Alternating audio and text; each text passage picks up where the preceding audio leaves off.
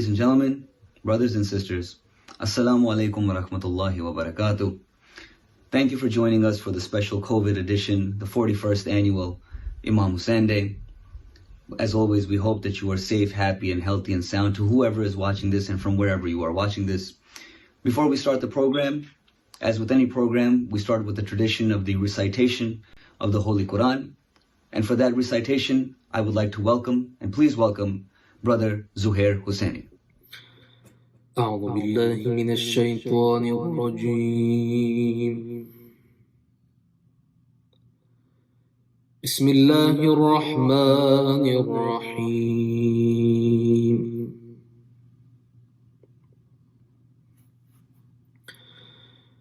فاذكروني أذكركم واشكرون.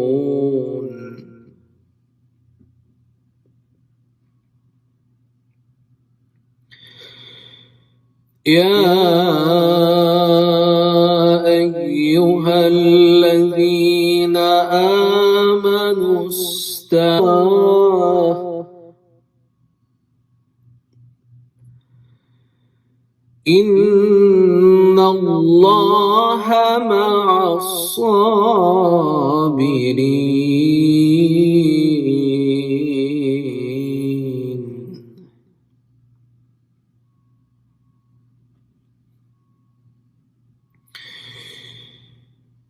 فاذكروني أذكركم واشكروا لي ولا تكفرون.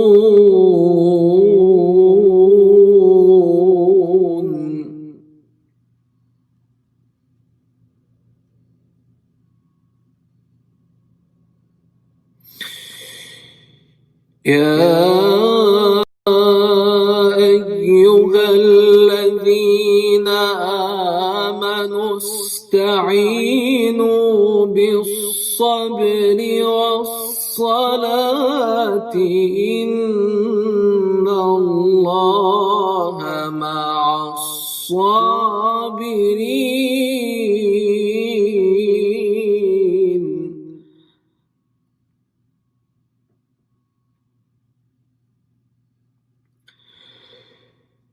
ولا تقولوا لمن يقتل في سبيل الله أموات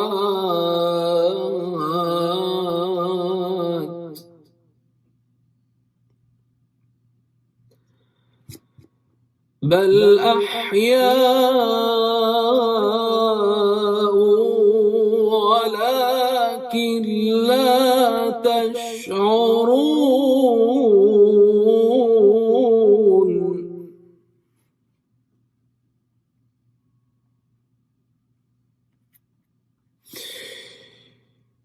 ولنبلونكم بشيء من الخوف والجوع ونقص من الأموال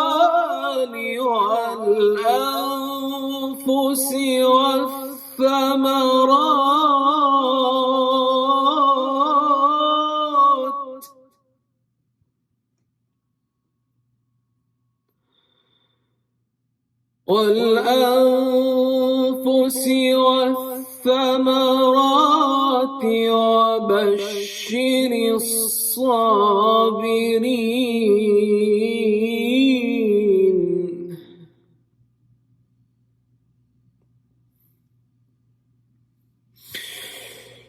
الذين إذا أصابتهم مصيبة قالوا إنا لله وإنا إليه راجعون.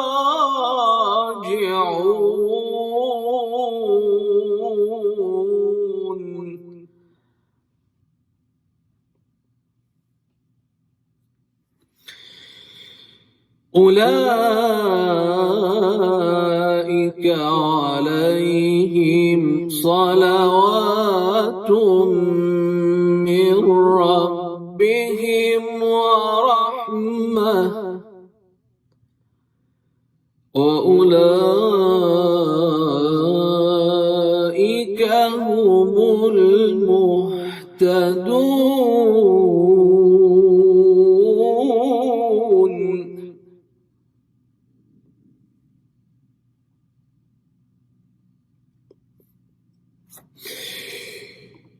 بسم الله الرحمن الرحيم يا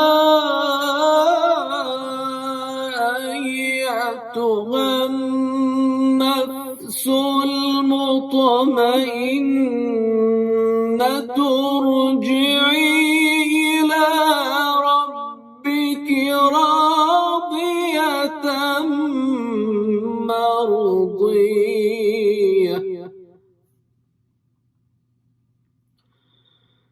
فادخلي في عبادي وادخلي جنتي. صدق الله العلي العظيم. اللهم صل وسلم وزد وبارك على رسول الله وآله الأطهار على رسول الله وآله الأطهار. اللهم صل على محمد وآل محمد. Thank you, Brother Zuhair, for that beautiful recitation. And once again, to all the viewers who have tuned in to join us this afternoon, welcome to the special online edition of the 41st annual Imam Hussain Day, sponsored by Peyam-e-Aman, literally translated as Message for Peace, and also sponsored by standwithdignity.org. Now, for those who have tuned in this afternoon, just a few words to explain the history of this program of Imam Hussain Day. And as with any great needed idea, movement, or organization that starts off in a private basement, Imam Hussain Day was no different. And in 1979, the Imam Hussain Day Committee was founded. Now, the idea and purpose of this committee was to take the memory and history of Imam Hussain and his universal message and his everlasting revolution, along with the concept behind Karbala, to an academic level. Now, this group of concerned individuals got together, and being almost nearly established immigrants in the United States for just about a decade or so, felt that there was a need to open the doors of Imam Hussain to the general public. And with that, its first acting president, Dr. Sayyid Manzoor Rizvi, who is a prominent cardiologist and member of the community, along with his close friends, established and began the Imam Hussain Day program. And with that, as a result, the Islamic Day Celebrating Council was formed in New York and New Jersey. Now, since then, renowned and reputable academia scholars from popular universities, from different backgrounds, religious leaders of all faiths, including Jews, Christians, Hindus, politicians, have all taken part in this program to share their knowledge, insight, and personal experiences to not only bridge the gap between communities, but to also exchange interfaith dialogue. Now, with that, to further elaborate on the history of this program, I would like to invite the secretary of Imam Hussain Day. Please give a warm welcome to Brother Zain Naqvi. Bismillahirrahmanirrahim. Dear respected scholars, brothers and sisters, guests from around the world, Assalamu alaikum wa rahmatullahi wa barakatuh. My name is Zain Naqvi, and welcome to Imam Hussain Day 2020, a beacon of divine worldly justice. It is my honor and my privilege to welcome you to this very special event, organized by Peyam-e-Aman and Stand with Dignity. While Imam Hussain Day has never been held in an online-only virtual format like we are doing this year, we felt it was important that even during this global pandemic, we continue to push forward with this event, especially in light of today's topic, which we believe has particular importance to today's times. By way of background, Imam Hussain Day was inaugurated in the year 1979 when a group of community members, a handful of them, got together at Mehfil Shah Khurasan, a local Islamic center, with what was an idea. And that idea, 45 years later, according to the Islamic calendar, and 42 years later, according to the Gregorian calendar, has now cultivated and flourished into the event that we are so pleased to bring you this afternoon. In today's society, where we find ourselves, like I mentioned, in the midst of a global pandemic, millions have been infected, hundreds of thousands have died, many of them alone, without family and friends to console them, to be with them in their last moments, where we feel like the world is crumbling around us as injustice and oppression spreads to every corner of the world. And as we now approach what is likely to be the most important presidential election of modern times, it becomes clear that there is no better example for hope, for justice, for righteousness, for guidance than Imam Hussain alayhi salam. Because indeed, in the history of humanity, there is no one like him. There is no one who faced the trials, the difficulties, the hardships that Imam Hussain faced, for in one day, in one afternoon, he watched the brutal death of his 6-month-old son, his 18-year-old son, his 13-year-old nephew, his brother, and countless other of his family members and his companions, and even himself as he died on that day. But during, before, and after those difficulties, and even while he took his last breath, Imam Hussain only looked at the good, only continued to remember God and thank God for everything that he had been given in order to fight against this injustice. And it is this example of fighting against injustice at all costs that has inspired so many activists and people from around the world to fight for what they believe in, no matter what it costs, to fight for goodness, to fight for righteousness, to fight for the oppressed people around the world. And indeed, Imam Hussain has become a beacon of hope and justice for millions around the world.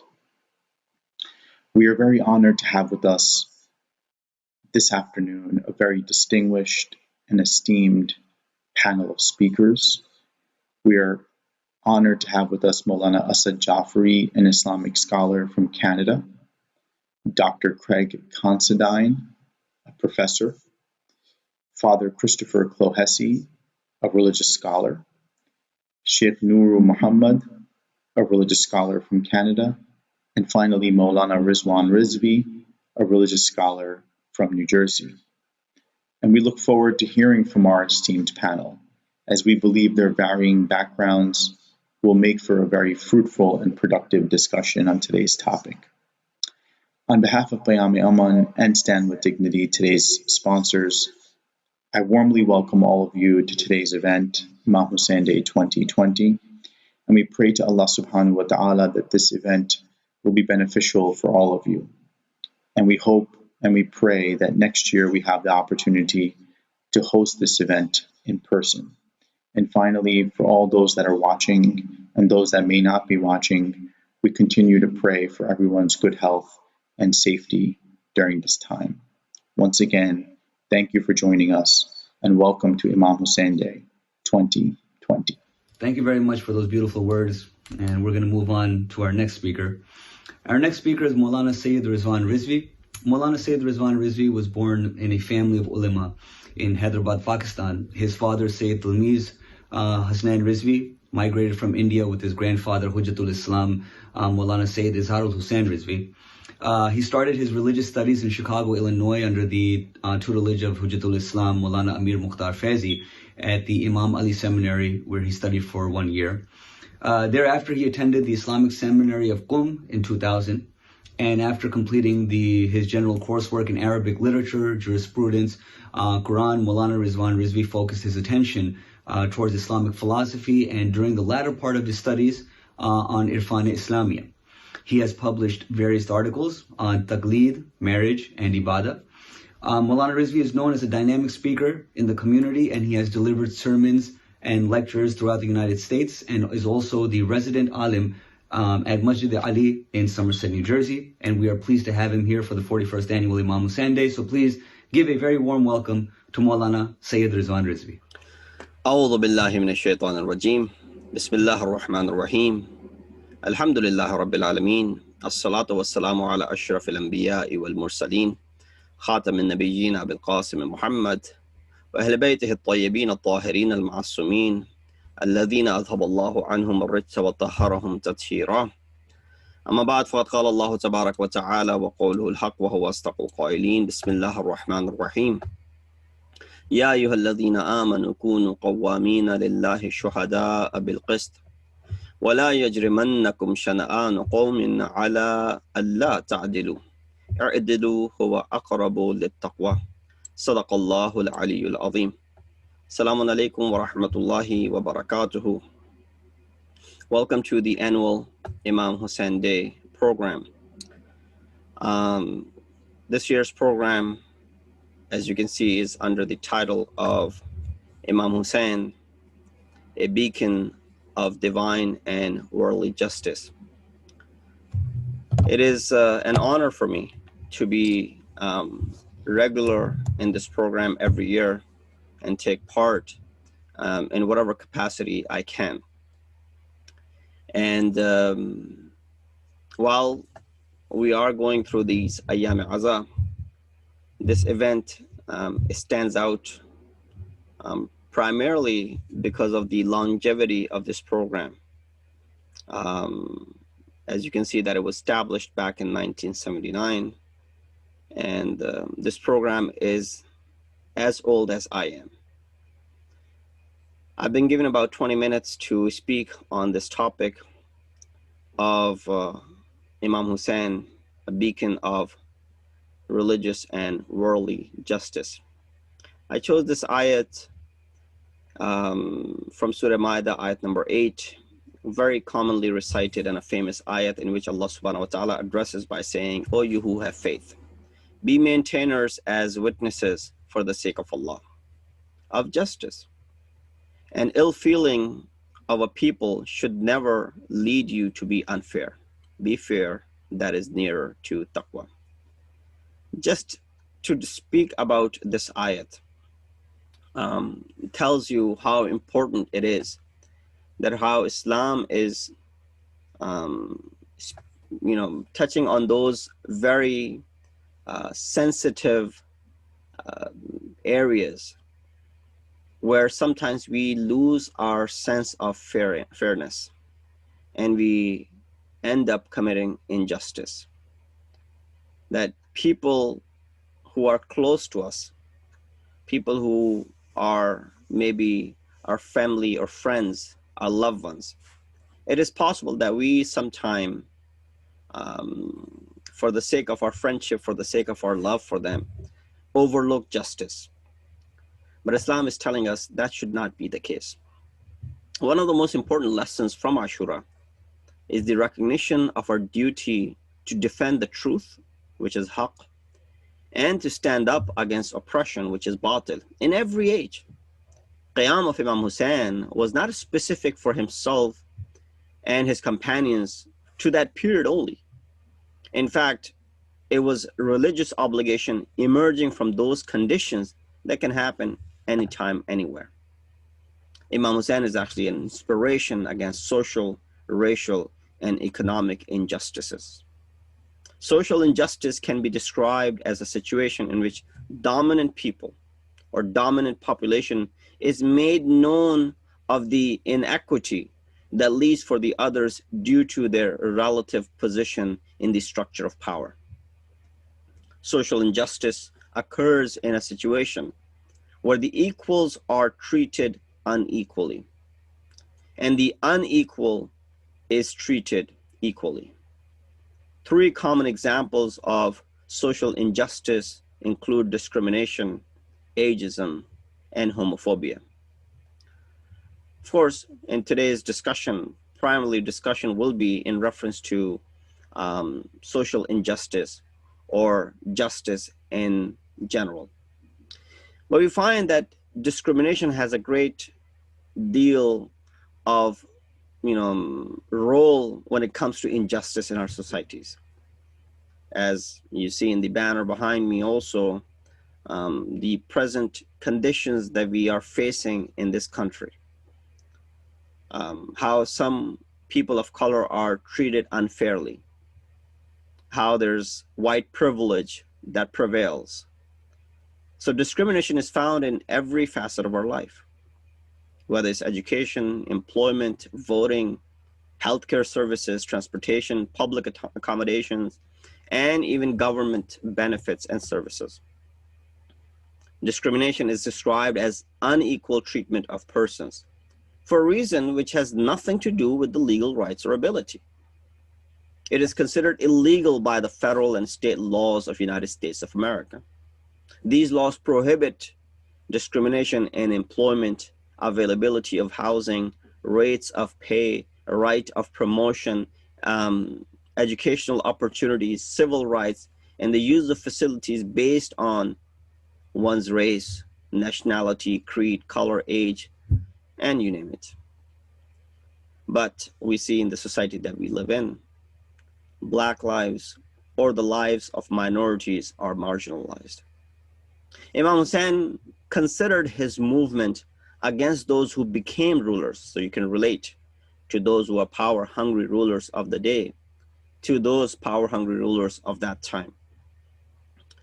That those who became rulers by force and injustice, those who changed the haram into halal and vice versa, broke away from the covenant of Allah, crossed the boundaries set by Allah subhanahu wa ta'ala, went against the sunnah of the Holy Prophet. Imam reminded people in his sermon that he is the role model for all of them to follow. وَلَكُمْ فِيَّ أُسْوَةٌ, that in me, for you is a role model for you to follow. Hence the essence of the Qiyam of Karbala is widespread in the land and in time. Taking inspiration from this maktab, one should stand against tyranny and sacrifice for honor and freedom. We find that justice is one of the original messages of all the messengers of Allah.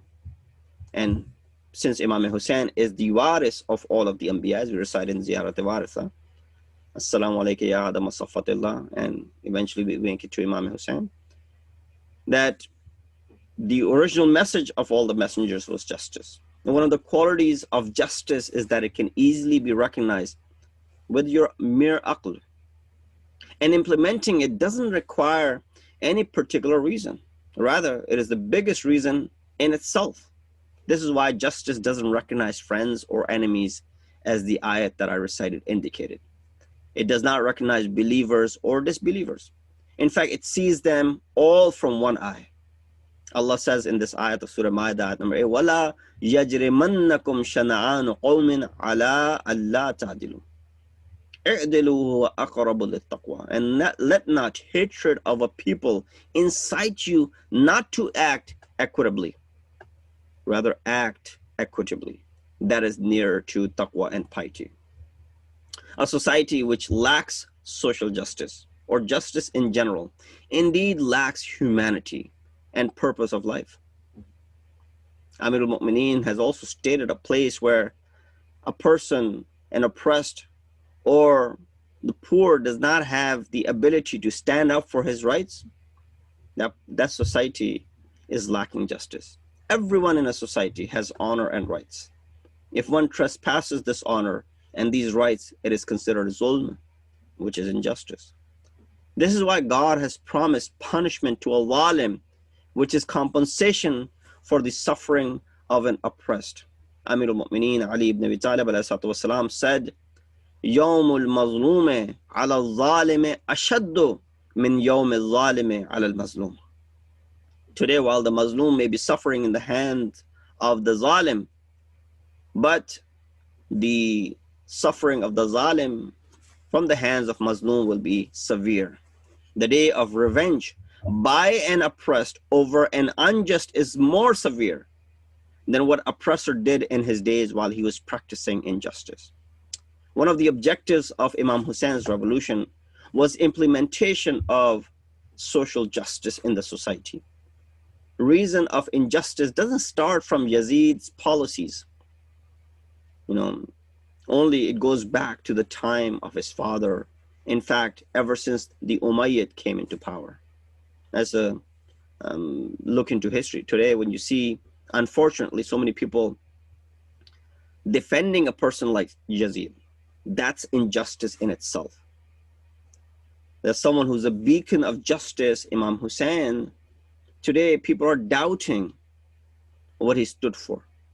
While so many of non-Muslims and Muslims alike have taken inspiration from Imam Hussain and his movement. This is why we read in one of the letters of Imam Hussain to the people of Kufa when he said, "Amma ba'd faqad alimtum anna Rasulullah qad qala fi hayatihi." You know that the Holy Prophet has said in his lifetime, "Man ra'a sultanan ja'iran mustahillan li hurumillah nakithan li ahdillah mukhalifan li sunnati Rasulillah ya'malu fi ibadillah bil ithmi wal udwan thumma lam yughayyir biqawlin wala bifi'lin kana haqiqan 'ala Allah an yudkhilahu madkhalah." He said, you know very well, the Prophet said in his life, that whoever sees a tyrant sultan, one who considers haram to be halal, breaks the covenant of Allah, goes against the sunnah of the Holy Prophet, acts with sins and aggression, and if one doesn't try to change this rhetoric with their speech or with their action, then it is appropriate for Allah to enter this person in the same place as that oppressor, because you are siding with injustice. Even though Imam is addressing the people of Kufa, but he's speaking to every freedom-loving person today.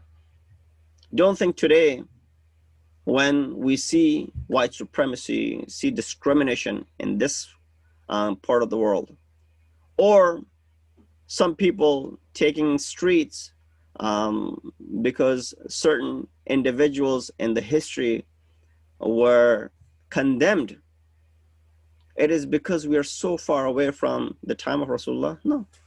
Not too long after the wafat of the Holy Prophet, there was mass injustice and discrimination into practice. Even by those who heard Prophet say this, "La fadla li arabiyyin ala ajami, wala li ajami ala arabi, wala li aswad ala ahmar, wala li ahmar ala aswad, illa bit taqwa." There's no virtue of an Arab over non-Arab, vice versa. Black over white, as red is mentioned over here, but vice versa, except due to taqwa. Why? Because inna akramakum indallahi atqakum. That's the only criteria that Allah subhanahu wa ta'ala recognizes. The criteria for superiority is not your ethnicity, your color of skin, your background. No, it's taqwa that you have in it. Some people today justify the acts of Yazid, unfortunately, acts of his father, and the other oppressors of Banu Umayyah. Today, for the first time, we are actually seeing this. There were always people who would justify the acts of Yazid and his father. But we rarely heard anyone stand up for justification of his grandfather, Abu Sufyan. But we see that today all three are put in the category where people are chanting and they are standing up, considering this to be the muqaddasat of the religion, that these are holy men for them, pious men for them, and that they should not be condemned. We should not send what we call that may Allah take his mercy away from these people. So you see some people today are justifying the acts of Yazid. That is the biggest oppression, acts of his father and his grandfather, and all of Umayyah for that matter. What do they say? They say, well, they were mujtahid, and they acted according to their religious edicts. Or even if they made mistakes, they repented. So we don't have any right to go ahead and curse or to send la'an on those who have repented. They have to be reminded that if you deny the injustice of the past, you won't recognize the injustice of today. These people are denying the injustice of the past. They're denying the actions of Yazid and his party. And therefore, they won't be able to recognize the injustice today. It was said, Ayyuhuma afdal, al-adlu aw al-jud. Which one is superior? Justice or generosity? Sometimes people will say, well, be generous. Give something to us. Forget about being just. So, al-adlu sa'isun am wal-judu aradun khas. Fal-adlu ashrafuhuma wa afdaluhuma. Justice is a general law for everyone. Everyone benefits from this justice. Generosity is a temporary condition for a few. That's why when Amir al-Mu'mineen Ali ibn Abi Talib والسلام, was martyred, it was said, قُتِلَ عَلِيٌّ فِي الْمِحْرَابِ لِشِدَّةِ عَدْلِهِ. That Ali is killed in the mihrab of masjid. Not because he's the fourth caliph for them, or he's relative of the Holy Prophet. No, rather because of his shiddati adl. That's why if you look into history, all these people, you find these surprising characters in history. Those people who stood by Ali ibn Abi Talib after the wafat of the Holy Prophet, when the door of Fatima was struck, there were individuals in the form of Talha who were accompanying Amir al-Mu'mineen, showing loyalty to him, speaking up in support of and defense of Amir al-Mu'mineen, is standing up against the first caliph. These are the same people whom you find when Imam Ali comes into the Khilafat al-Zahiri and he has the power. They think that, well, we've done enough for Ali, now he will take care of us. Imam Ali dealt with everyone based on adalat. And that's why this maqula is there, that قُتِلَ عَلِيٌّ فِي الْمِحْرَابِ لِشِدَّةِ عَدْلِهِ, that he was killed due to his excessive adl. I'll conclude by this sentence. The sentence is not a hadith, but you've heard it a great deal. Everyone probably knows it. كُلُّ يَوْمٍ عَاشُورَا وَكُلُّ أَرْضٍ كَرْبَلَا. It's not a hadith, but it is a reality which doesn't undermine the land of Karbala. When we say Kullu Ardin Karbala, no, Karbala has its own place, which is absolutely a piece of heaven on earth, and no other land could be compared with it. And similarly, no other day could be compared with the day of Ashura. The actual day of Ashura, which is the darkest and the most devastating day ever. But this Kullu Yawmin Ashura wa Kullu Ardin Karbala, instead it speaks about the constant struggle between Haqq and Batil, even in the present day and age. That's what Kullu Yawmin Ashura wa Kullu Ardin Karbala is mentioning.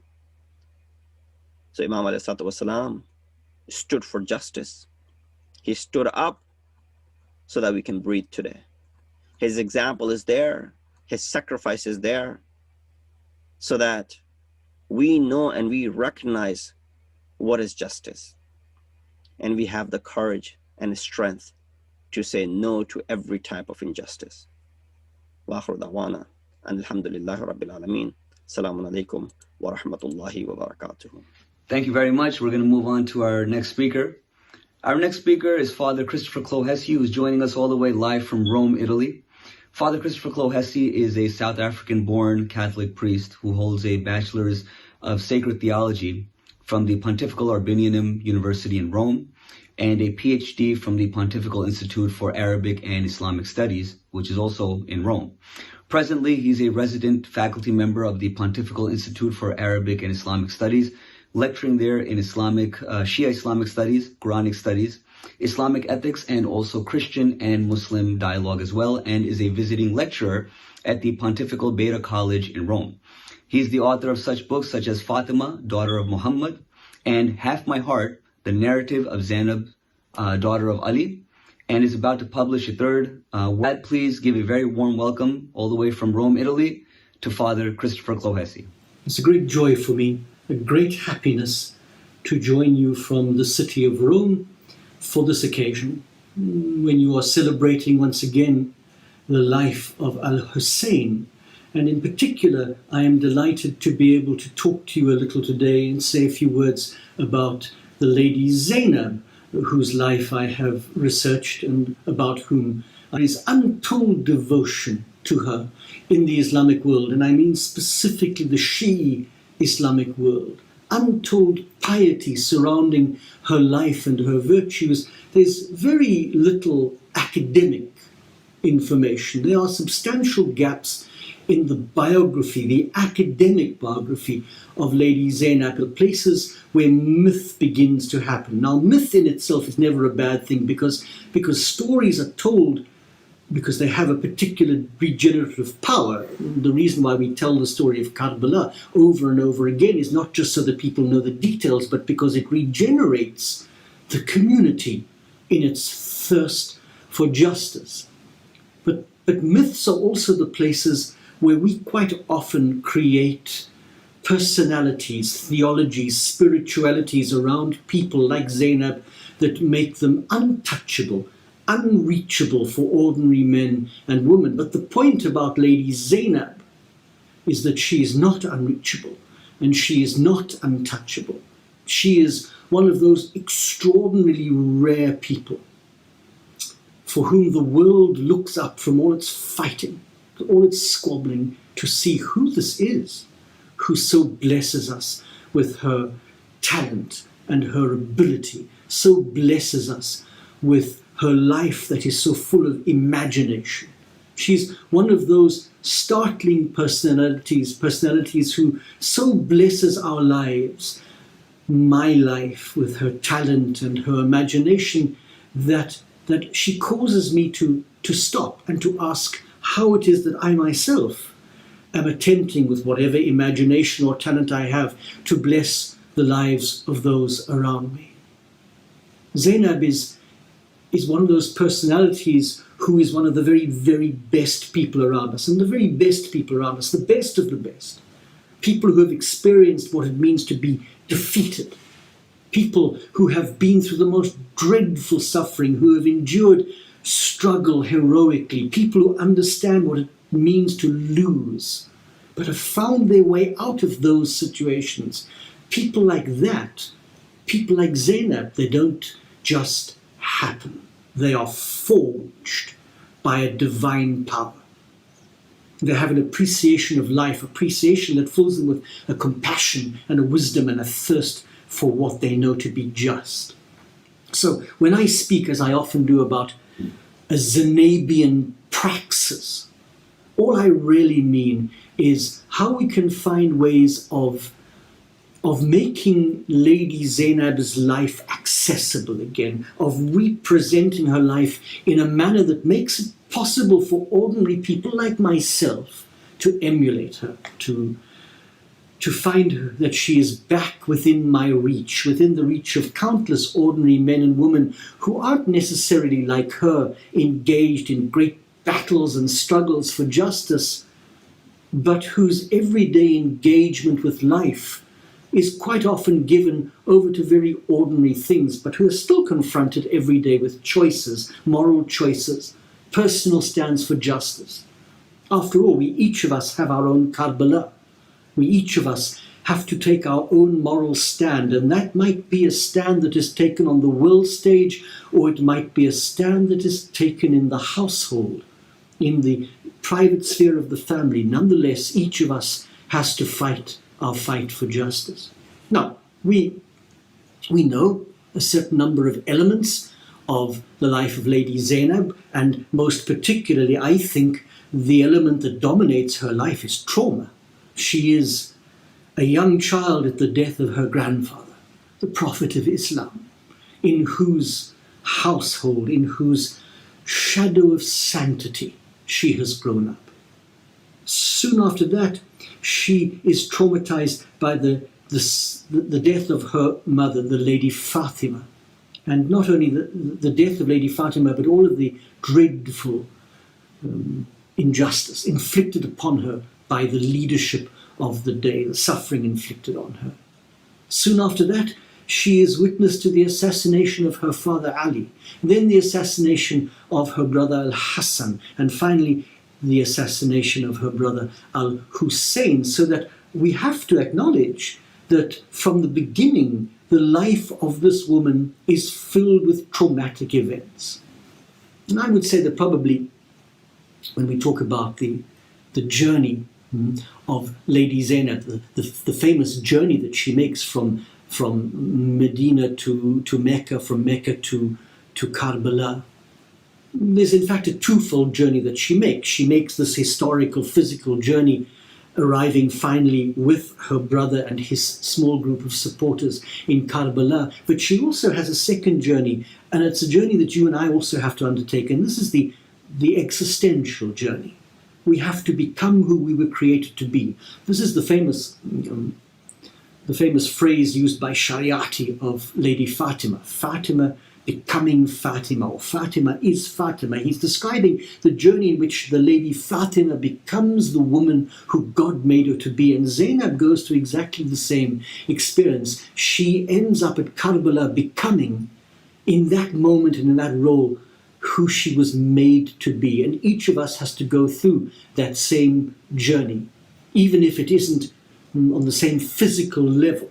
For each of us, there is a journey, and I propose Zainab as a universal archetype, a universal model, like her brother Al-Hussein, of course, because like him, she transcends the boundaries of religion and of language and of culture. She becomes a model, a paradigm for all those people, ordinary men and women, who not only have to take daily stands for morality and for justice, but also who have to become who it is that God created them to be, to take up, if you like, the role that God created for them. So we have enough biography now of the Lady Fatima, her early childhood in the household of the Prophet, those traumatic events of a series of deaths, Muhammad followed by Ali, Fatima followed by Ali, followed by Hassan, and finally Hussein. Enough biography for a fairly authentic voice of Zainab to reach down to us in 1300 years. As we've noticed, and that we have to keep reminding ourselves, it's a life that begins with trauma, and therefore I would say that the voice of Lady Zainab is directed first of all to those who are traumatized, people in our society who are simply traumatized. She speaks to the wounded. After all, why wouldn't you speak to the wounded of our society? If you had the capacity to give life to someone, a more intense life, a more vibrant life, surely you would do it. Why wouldn't she? I think that part of the Karbala of modern society, part of the struggle, is that we find ourselves surrounded at every moment by people who live with a sadness that runs down to their bones, people who are so fragile and have been broken by life. Their dreams have been shattered, or their plans have all gone wrong, or their wounds are just too deep now to be healed on this side of the day of resurrection. It's easy for us to tell people to pull yourself together, but until we've been through the trauma that some people have been through, we don't have the right to use such platitudes to describe their need. We have to find a way of shepherding people in the same way that the Lady Zainab shepherded that group of survivors after the Battle of Karbala, the other women of the Ahl Bayt, and also the young children who survived. We have to shepherd wounded people into a life that is more abundant, a life that offers them a better chance at justice and at truth. And this is not about self-improvement. This is not about a good feeling that tomorrow will be better, that next time it won't be so bad. No, this is a divine hope that we need to be able to offer people. So I would say that in the first place, the voice of Lady Zainab is directed at those whose lives have been traumatized by the world in which we find ourselves now. But there's a second group to whom the Lady Zainab speaks. She speaks to people who are wavering, people who are faced with decisions they have to make every day that are ethical, decisions that are moral, stands for justice, but decisions that paralyze them with fear because they don't want to be unpopular. They don't want to make enemies. They don't want to lose friends.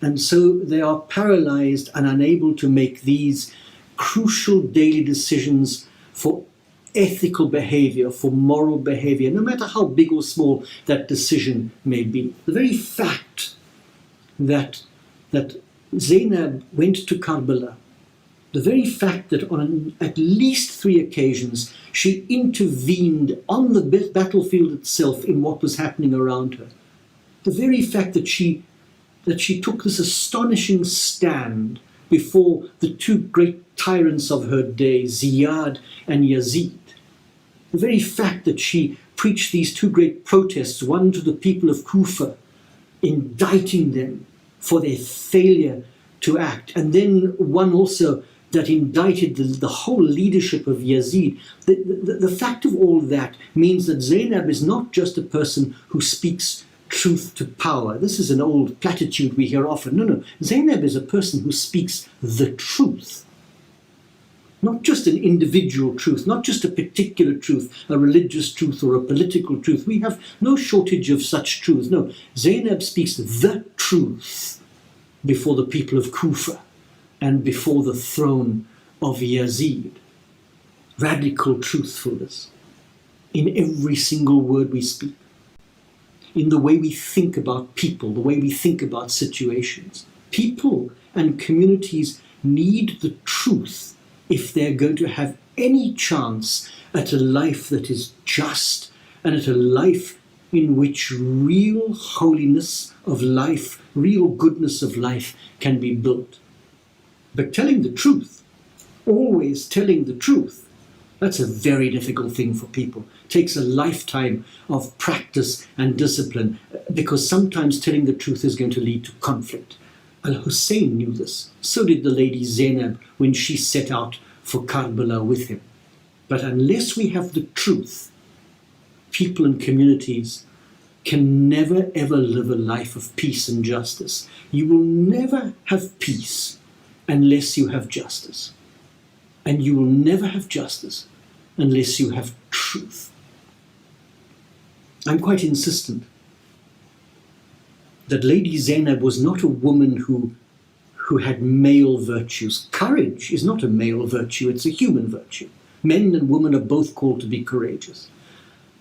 A certain eloquence in telling the truth, a dauntlessness in the face of a tyrant. These are not male virtues, these are human virtues to which all men and women are called. And again, the Lady Zainab becomes, for me, a universal model of what it means to live the virtues that add quality to the lives of people around us. In the end, it's not about our quality of life. It's about the quality that we are adding to people around us. Saying what needs to be said, even at a great cost. You will have heard and you will continue to hear commentators talking about the voice of Lady Zainab as it speaks to the traumatized and as it speaks to those who are wavering. But there's the third group that interests me, and I spoke about this some months ago in England, and I repeat it here because I think it's important. There is another group to whom the voice of Lady Zainab could be of great importance, and that is that group of people who now live on the fringes of society, or at least who live on the fringes of what society regards as significant, as possessing value. I'm speaking about the elderly. I'm speaking about the widows and widowers who live among us and who have grown frail under the burden of their years, but who still, if we allow them to, bless our lives with such wisdom, with such lived experience, with such faith, with the grace of the countless sacrifices that they have made over so many years, men and women who have learned to live patiently with themselves, patiently with their own frailty. They always challenge us. I know that the society in which we live thinks that it is the youth who are the models, the youth who are the models of vision, the youth who are the models of vigor and imagination, but sacred history, the history of a God who intervenes in our world through revelation. Sacred history tells a different story, because as you read the texts, you discover that over and over again, God chooses elderly people, people advanced in years, to advance his own intervention in our world. Senior citizens from whom, if we would let them, we could gain such insight, such wisdom, experience that has been matured by years of patience and optimism. The very fact that Zainab, one of the central figures on the field of Karbala, was a woman who was no longer young, that very fact consistently challenges all those places and all those situations where elderly people, especially elderly women, are simply disregarded or downgraded or sidelined and no longer valued by the society in which we live as having anything to offer. Zainab is incarnate in every grandmother you know, in every mother you know, all of those grandmothers and mothers of our communities whose stories we often don't know, but who, like Zainab, have had their Karbala moments, like Zainab, have had to make stands that has cost them so much energy and so much courage, stands for truth, stands for justice, stands for morality, stands for what is right. Their battles may not have been as public as the battle of the Lady Zainab, but they were battles nonetheless, fighting the same tyranny that she fought, the tyranny of a society that repeatedly marginalizes others, the elderly, freezing them out, ignoring their hard-won dignity. Look around you and you will see that our communities are not short of elderly men and women, widows and widowers, who use up a great deal of energy trying not to let people know how reduced their lives have become, how reduced their income is, how tiny their pensions have grown, how the inheritance they may have received has dwindled away to nothing because of the cost of living, how they are reduced to scarcity, how things wear out and can't be replaced, so that they begin to look a little raggedy, a little withered. Their social life that was once quite strong has faded to almost nothing. They lose all the signs that they once had a good life. They have children now grown up who may not be as happy as their parents wanted them to be, may not be as close or as attentive as their parents would want them to be. To be elderly and to be poor, to be alone, is to live on the edges of society. It is to be invisible. In fact, in the Hebrew language, the word that is used for widow means the silent one.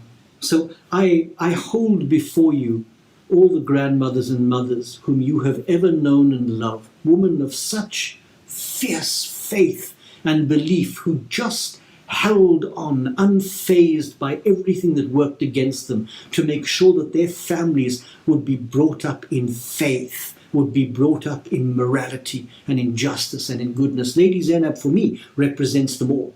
And through every grandmother, through every mother, she challenges us and maybe even indicts us with a voice that is as fresh as the voice that rang out in the courtyard of Kufa and in the palace of Yazid. The voice of Zainab challenges us to radical truthfulness, to live truthfully in the present moment, telling the truth about the present moment. And really, going back to history for a moment, if Zainab is, in fact, as we claim she is, an archetype of defiant resistance in the face of injustice, then she is in the courtyard and the court of the palace of Yazid at her very best. Because there, as she challenges him, she is reminding us never to forget Karbala. You know better than I do that Karbala has never been, in at least the Shia Islamic community, Karbala has never been understood as a once-for-all historical event. It's not that. No, Karbala is an occurrence that people inhabit and constantly renew by its retelling. The Karbala event, I've said so often, sketches out for us a space in which we can live lives that are better, lives that are more constructive, lives that are more meaningful. God, if you like, has written the word Karbala into human history and onto the human heart, written it into the lives of the faithful, into their consciousness. He's used Karbala as the pen or the pencil by which he sketches into humanity, inscribes into humanity the capacity for courage and for justice. So that when we look through Karbala, when we look through the prism, if you like, of Karbala, it becomes possible for people to step back and to reassess their lives and to see that even in the worst moments, even in the moments of great struggle and even seeming defeat, our lives are not futile, our lives are not aimless, they are fruitful and decisive. So that what looks like a defeat at the death of Hussain and his small band of followers is not a defeat, but contains numerous glimpses of a final victory. See, that's why we can't treat Karbala the way we treat other historical battles. The battles we learn about in school, the Battle of Waterloo or the Battle of Britain or any other battle you can think of. Because if we begin to treat Karbala like that, then we are beginning to discount the quality of life that Karbala has given birth to in every generation, in every community over all these 13 or 1400 years. Karbala is the place where injustice and inequality come undone because it beckons human beings in every generation to live life more intensely, more deeply engaged with justice, to stand before any example of inequality or with iniquity with a sadness that goads you into an action. Karbala is an orientation. It's not an event. It's a way of walking through life. Not just an historical affair, but a constant bending or a constant curving towards what is right, what is just, towards integrity. And its remembrance, the remembrance that Zainab began in the court of Yazid and in the retelling of the event, its remembrance is an ongoing reproach in every generation to the tyrants of our day.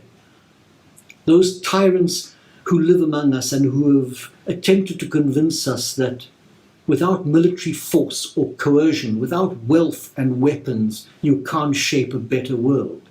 Well, Zainab tells a different story. As in the shadow of her martyred brother, she retells the account of Karbala. So I place these thoughts before you with great serenity and joy that you've allowed me to be part of this occasion. The voice of the Lady Zainab who speaks to those who are wavering, who must make choices every day that are moral and ethical but difficult to make. The voice of the Lady Zainab who speaks to those who are traumatized, people in our own families perhaps, people we meet every day, whose lives have been destroyed by modern society. And the voice of the Lady Zainab who speaks to the elderly among us, reminding them that they have an untold value, still the ability to be fruitful in society and to add dignity and wisdom because of their experience. And finally, the voice of Lady Zainab, which forbids us to forget Karbala or to treat it as some historical event, which invites us rather to keep retelling the story not only as a way of goading ourselves into a more just way of life, but also as a reproach against those who still fulfill the role of the Yazids and the Ziyads of our own present day. From Rome, I wish you every good thing, every blessing for this celebration. Thank you very much for those words, and we're going to move this program right along. Our next speaker is joining us all the way from the UK, from the United Kingdom, and that is Sheikh Nuru Muhammad. Sheikh Nuru is a former ordained spiritual caregiver at Johannesburg Correctional Center in South Africa, and he co-founded the Imamia Islamic Research Center in Johannesburg, South Africa as well. He founded the Ummu Abiha Empowerment Center in Kumasi, Ghana also. After taking a BA in Islamic philosophy and mysticism at Al Mustafa International University in Iran, he completed an MA in Islamic Studies at Middlesex University.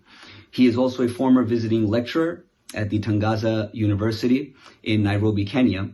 He's also a member of the Citizens UK Birmingham Leadership Group and the Birmingham Muslim Liaison Committee, and has served as Minister of Religion at centers in South Africa, Kenya, and also the UK. And we are honored that he has joined us today for the 41st annual Imam Hussain Day, all the way from the United Kingdom. Please give a very warm welcome to Sheikh Nuru Muhammad. In the name of Almighty Allah, most gracious, ever merciful, my dear brothers and sisters, I greet you with the greetings of peace. Assalamu alaikum wa rahmatullahi ta'ala wa barakatuhu. It is indeed a great pleasure and honor to be given the opportunity to share a word or two from the inspirations we learn from Imam al-Hussain. May the blessings of Almighty God be on him and his purified family. Thanks to the Stand with Dignity for organizing this very important program called Hussain Day. No doubt, there are so many lessons and inspirations that I and you can learn from this great personality called the Hussain to perfect and to reform ourselves. I would like to begin my humble presentation by asking a very important fundamental question as to what is the main aim of a religion and our democratic institutions. When I talk of religion, I'm talking of all kinds or types of religion, be it Islam, Christianity, Judaism, Hinduism. What is the main aim of all these religions? And what is the main aim of democratic institutions of whatever form? In my humble and candid opinion, religion and democratic institutions share aim in common. And the main aim is to establish social justice, is to bring about harmony, is to ensure that people from whatever background are able to live side by side or peacefully coexist. The aim of a religion and democratic institution is to ensure that each and everyone receives his or her equal share. Now the question I have for myself and all brothers and sisters, irrespective of our backgrounds and religion, is that if the major aim of our religions and the major aim of democratic institutions is to ensure absolute social justice, peaceful coexistence, then what do we see around? Do we see social justice? Do we see peaceful coexistence? Or we see something else? When I look around as a person, I do not see social justice. I do not see peaceful coexistence. I do not see harmony the way it's supposed to be. When I look around, I do not see the world the way it's supposed to be. But what I see, number one, is corruption manifesting in different forms. I see tyranny manifesting in different forms. Women are becoming widows. Children are becoming orphans, fatherless, motherless. When I look around, I see hunger. I see poverty. When I look around, I see antagonism. I see discrimination. I see racism reaching its peak. I see people losing their lives out of racism, out of discrimination, out of antagonism, out of corruption, out of tyranny. The question still remains, what is the main aim of our religion and democratic institutions? Isn't it social justice? But why don't we see social justice manifesting everywhere in the world, but we see little of it? My dear brothers and sisters, what is missing, or what is the missing link? In my humble opinion, the missing link, or what is missing, is leadership like that of Hussain, the son of Ali, the son of Fatima. What is missing are leaders who are inspired by the values taught and established by Hussain on the 10th day of Muharram in the holy city of Karbala in the Republic of Iraq. The missing link is true active leadership. Why Hussain? And why are we commemorating today as Hussain Day? It's simply because Hussain taught us one thing. Do you know why is that? Selflessness. That's why we are of the view that Hussain is epitome of social justice. He is epitome of love. Imam Hussain, as we say the Muslims, showed us the way through his selflessness. And through this selflessness, Hussain taught us two things: how to die and how to live. How did he teach us how to die?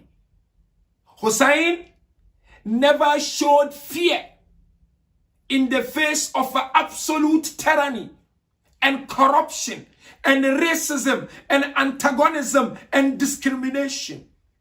He was willing to sacrifice himself for the sake of nothing but social justice. He was willing to sacrifice himself for human dignity. He was willing to sacrifice himself for morality. He was willing to sacrifice himself for peaceful coexistence.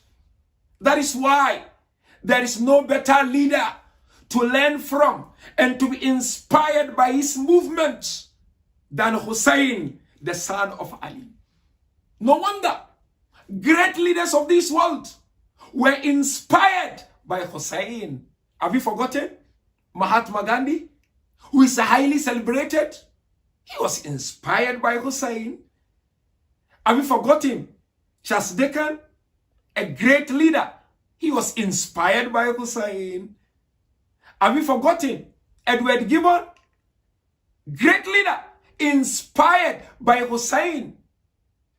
And there are so many leaders across the globe who were inspired by Hussain.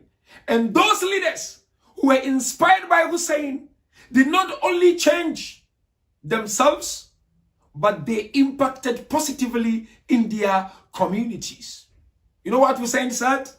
He said, I will sacrifice myself to ensure the survival of the religion of my grandfather. Who was his grandfather? The Holy Prophet Muhammad. Why Hussain saying, I will sacrifice for the survival of the religion of his grandfather? Because the grandfather stood for nothing but absolute social justice. And that is what exactly the Holy Quran invites us all to establish and to achieve within our communities and within our countries. You know what the Holy Prophet Muhammad mentioned? He said, for you and I, and for any leader to be able to bring about change in his or her community, 2 factors are needed. The first factor is sacrifice. And the second one is selflessness. Hence, if you examine the movement and the mission of Imam Hussain, you will no doubt come across so many traces of sacrifice and so many traces of selflessness. Hussain learned from his grandfather, and he also learned from his beloved mother by the name Fatima.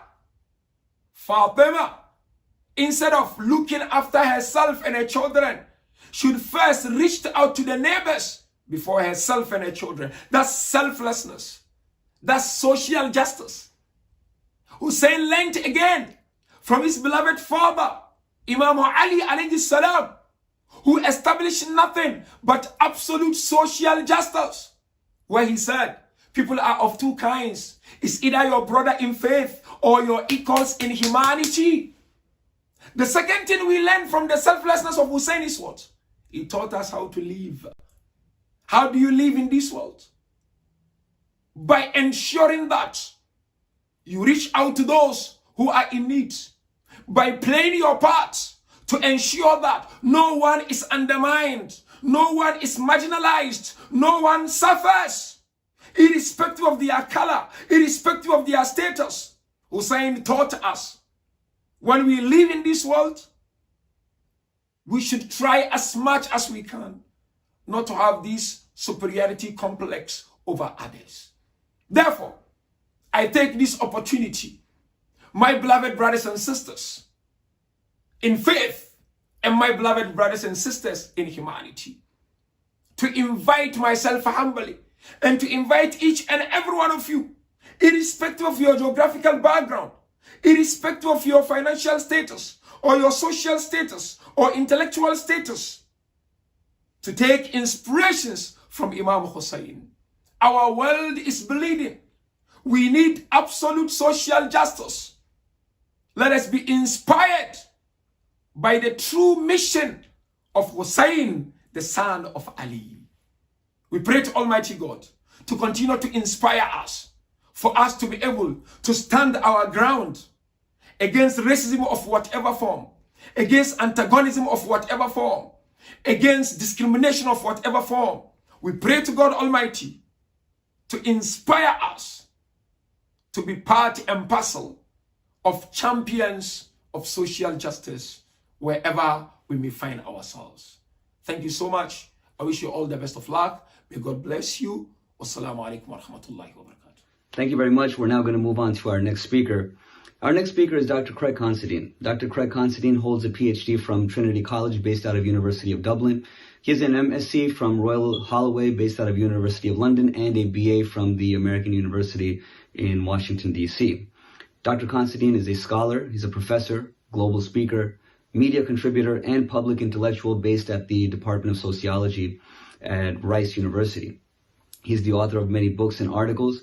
Dr. Considine's opinions have been featured in the New York Times and the Washington Post, CNN, BBC, CBS News, Fox News, MSNBC, Newsweek, and also Al Jazeera.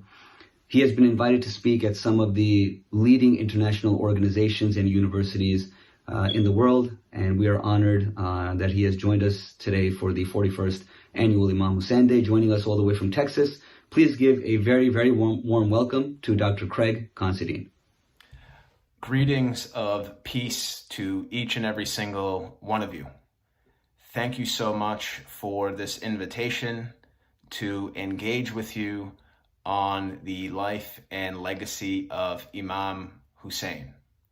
For those who do not know me, my name is Craig Considine, and I am an Irish and Italian Catholic and an American citizen who was born in Boston, Massachusetts. And over the years, really since I was a young man, even before that, when I was about 19, I have dedicated a large portion of my energy and my time to building bridges of understanding to the various communities that we all call communities, whether it's across the religious divide, whether it's across the racial divide, or the ethnic or cultural or even national divide. I've been interested in and inspired by moments in history and also people in history who provide us today with an ethical and moral template to navigate the difficulties and the challenges and the curveballs that life actually throws at us. And even more than kind of just building bridges of mere understanding, I think there is a higher calling that I strive to follow, to live up to. And that is bridges of genuine appreciation for others and love for others. And the topic of Imam Hussain actually symbolizes in many ways this bridge that I'm referring to. Now, obviously, he is not a physical bridge. He would be a mighty and strong man if he could actually be the bridge, but symbolically, his moral compass is something that I think can foster our common ground and can help us transcend our differences. So his life and legacy as well is rooted in some key themes that I'm going to explore today. And some of these key themes are ethics, being ethical, the concept of honor and being honorable, the notion of justice and how we can distinguish justice and injustice, the principle of righteousness. What does it mean to be righteous? And finally, of truthfulness. These were the main themes that came to me when I was engaging in my own reading on Imam Hussain. And let me say here, before we dive deep into the subject, this invitation provided me with the opportunity, really the first opportunity in my life, to really dedicate a couple days of research to Imam Hussain. So historically, when I come across his life and legacy, it's in reading Islamic history.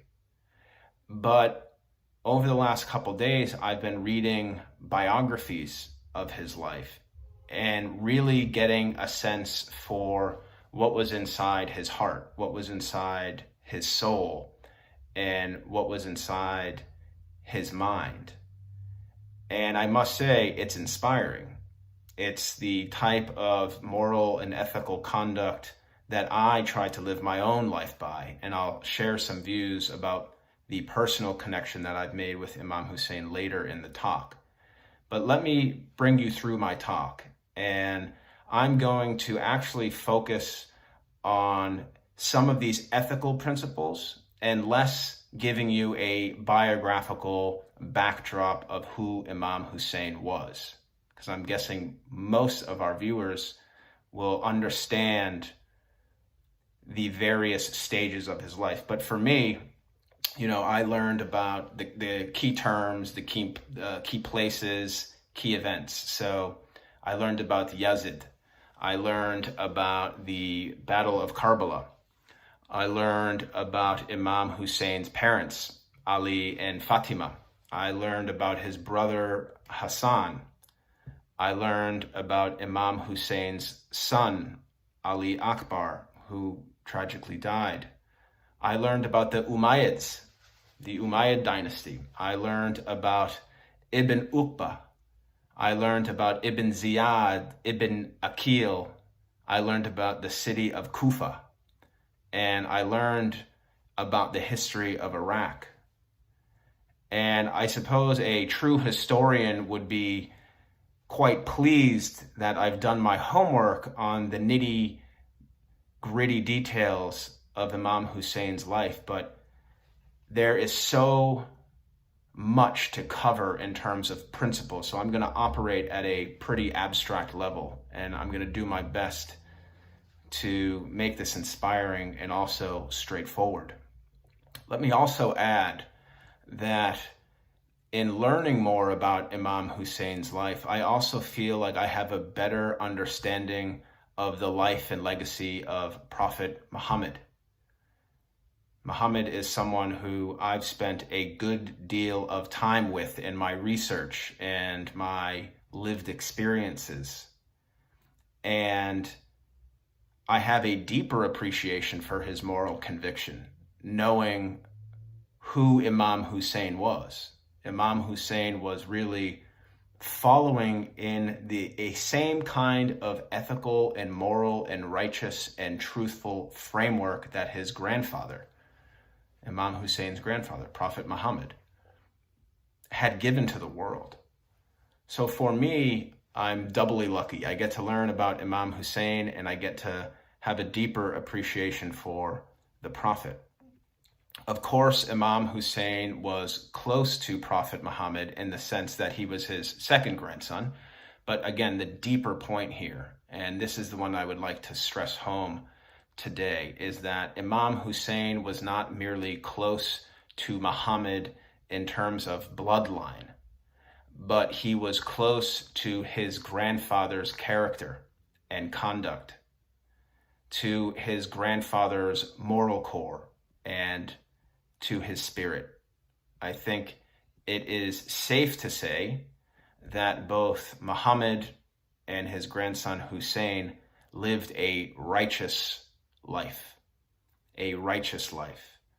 And being righteous at its core, I think, begins with this principle that a righteous person should never submit to an injustice, that they should never roll over and witness injustice without getting active to combat that injustice. We know that Imam Hussain refused to surrender to injustice, as his grandfather had done also. And when we think of injustice, I think racism is an injustice. Fundamentally, racism is one of the blatant manifestations of what God is not. God is all just, and he created us as a human race to be equal to one another. He is not making distinctions and hierarchies with his creation. His creation is just that. Just as Muhammad freed Bilal ibn Rabah, we see Imam Hussain freeing his people in a different way, and I'll get to that as we move forward. And I think it's important to stress as well that the injustices that Imam Hussain faced in his day, and indeed what Muhammad faced decades earlier, is really not too dissimilar. It's not too different from the type of injustices that we see in the world today.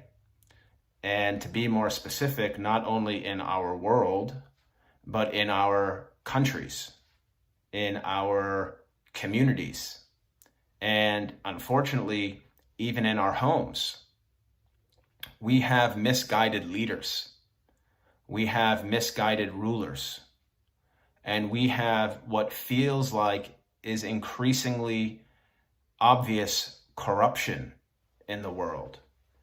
And it was Imam Hussain, who refused to accept this injustice, this status quo of things just being unfair and all of us having to roll over and take it. And Imam Hussain, with this moral guiding conviction and set of principles, really stepped up not only for his family, but for his people, not just for his family and his lineage, but for what he considered his people, the Ummah. And in viewing the Ummah, we also can open this even further to the world. He was setting an example for really all of humanity, not just for the identity categories that he claimed to belong to. And in reading about Imam Hussain and the political happenings of the time, I started to think more critically about what happens in transitions of power. You know, what happens when, in the context of American society, you know, Barack Obama was president for 2 terms, 2016, he leaves and President Trump comes in. And I think most of us would agree that these two men, in a lot of ways, feel fundamentally different. And, you know, what happens in this transition of power? It's not simply the moving or the replacing of a individual in an office. In the case of the United States, it's the Oval Office. But there's bigger, deeper issues going on here when we have this transition of power. And these transitions of power oftentimes teach us or show us the worst of humanity and the best of humanity. In the worst kinds of transitions of power, we witness morally bankrupt leaders. We can witness these leaders come to life. And these type of morally bankrupt leaders abuse their privilege to fulfill their own egos and to fulfill their own self-serving prophecies. These people are completely self-absorbed. And we witness morally bankrupt leaders, and they tend to never be content with their power, with their riches, with their status. They are obsessed with their own greed, and greed has many forms. These kind of morally bankrupt leaders who are really so self-absorbed, they always need to be the center of attention. They always need to win. These type of leaders are also prone to oppressing people and other communities because they don't care about serving. They care about retaining their own influence and their own social status. And furthermore, these morally bankrupt leaders are even willing to stab their allies and their friends in the back because they're willing to do anything for themselves. How selfish is that? What could be more dishonorable than the things that I just mentioned? These traits were the exact opposite kind of traits that Imam Hussain stood for on the day that he passed in 680. Now, on the other hand, we have good transitions to power.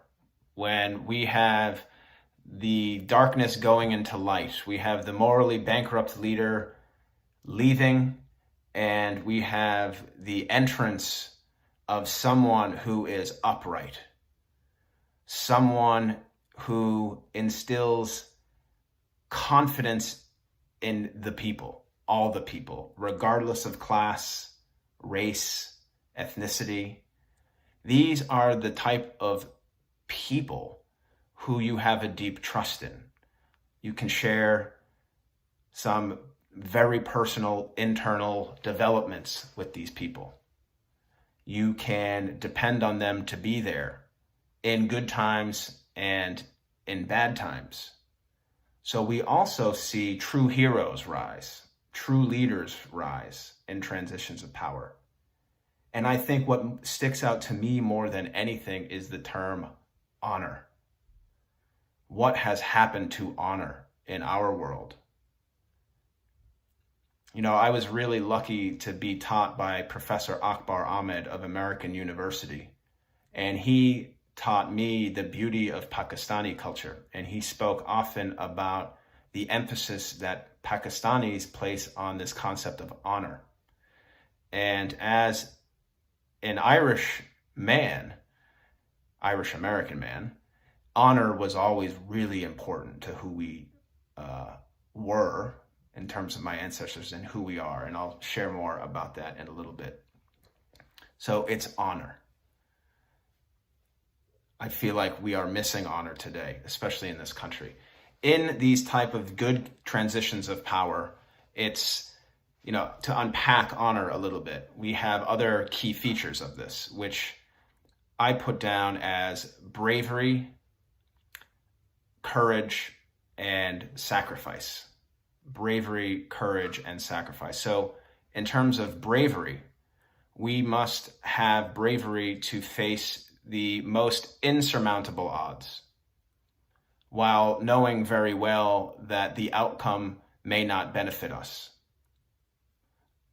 And if I can break this down even further, having bravery to stand for what is right, even if you do not personally benefit from it. And this can be smaller things in life. Imam Hussain faced insurmountable odds on the battlefield. Insurmountable. But we can also apply bravery to our everyday lives. And I think we could reflect on that a bit more. The second principle, as we unpack honor, is courage.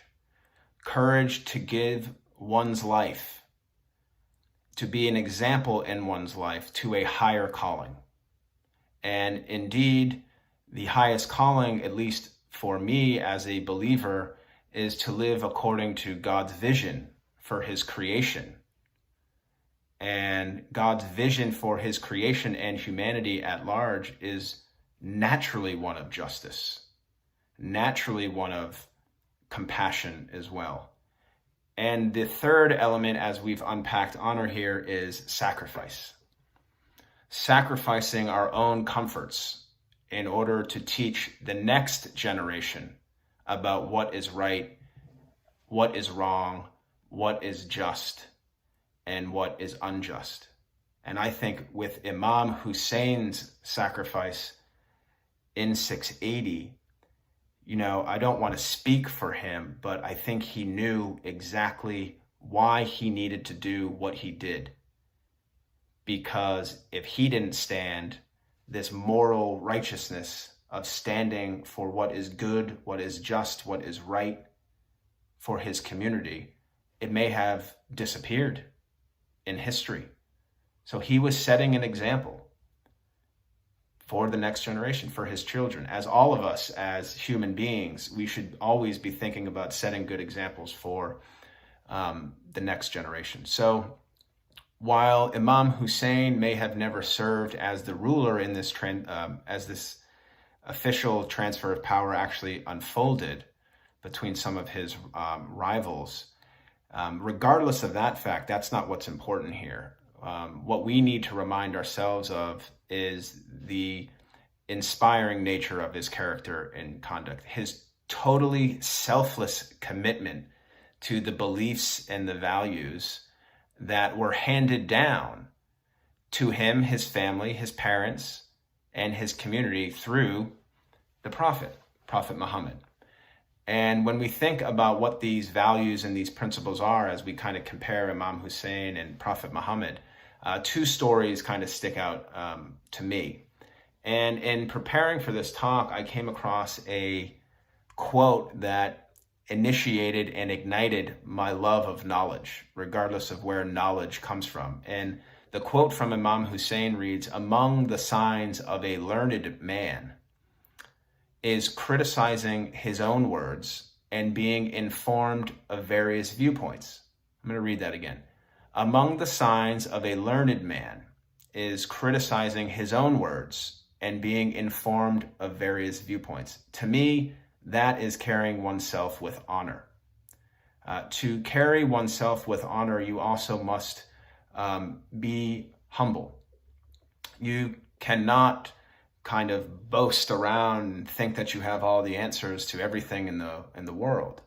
We would call these type of people know-it-alls. Imam Hussain understood that, in many ways, his character and conduct was actually uplifted and enriched in engaging in the exchange of knowledge, listening to people, having dialogue with people, being able to admit when one may not be right. These are all, I think, if I put myself in Imam Hussein's position, he would look at these things as things that can enrich him. And we know that the pursuit of knowledge, the pursuit of that truthfulness that God has created, that it is linked to this idea of knowledge. And for me, in engaging in the life of Muhammad, one of the first things I learned about his life was the ink. It was a hadith, the ink of the scholar is more sacred than the blood of the martyr. And that quote changed my life because it really forced me to grapple with some of the ideas I had in my head post 9/11. And I could see Imam Hussain having a similar kind of appreciation for this type of knowledge, knowing full well that knowledge can create honor. So honor, if you haven't picked up on it yet, is one of the most obvious virtues for me in talking and thinking about Imam Hussain.